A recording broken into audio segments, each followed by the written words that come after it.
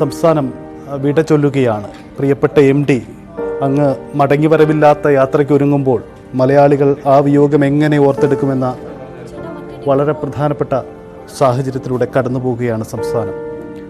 മലയാളത്തിൻ്റെ നഷ്ടം, ആ നഷ്ടം എങ്ങനെ നമുക്ക് മറികടക്കാനാവും?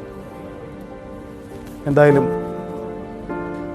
ഈ നഷ്ടത്തിലൂടെ കടന്നു പോകുമ്പോൾ നമുക്ക് 2 ദിവസത്തെ ഔദ്യോഗിക ദുഃഖാചരണമാണ് സംസ്ഥാനത്ത് പ്രഖ്യാപിച്ചിരിക്കുന്നത്. മുഖ്യമന്ത്രി അടക്കമുള്ളവരുടെ സാന്നിധ്യം നാളെ കോഴിക്കോട് ഉണ്ടാവുകയും ചെയ്യും.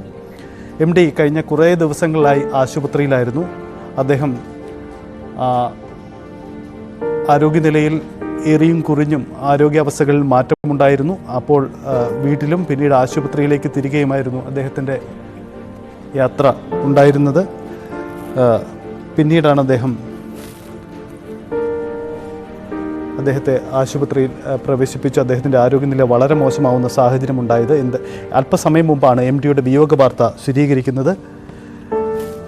വിയോഗ വാർത്ത അല്പസമയം മുമ്പാണ് ആശുപത്രിയിൽ സ്ഥിരീകരിക്കുന്നത്. ഇനി പൊതുസംസ്കാര ചടങ്ങുകളടക്കമുള്ള കാര്യങ്ങൾ വ്യക്തത ഉണ്ടാവേണ്ടതുണ്ട്. ഇത് സംബന്ധിച്ച തീരുമാനം ഉടൻ തന്നെ ഉണ്ടാകുമെന്നാണ് പ്രതീക്ഷിക്കുന്നത്. എന്തായാലും സംസ്ഥാനത്ത് 2 ദിവസത്തെ ദുഃഖാചരണം പ്രഖ്യാപിച്ചു കഴിഞ്ഞു.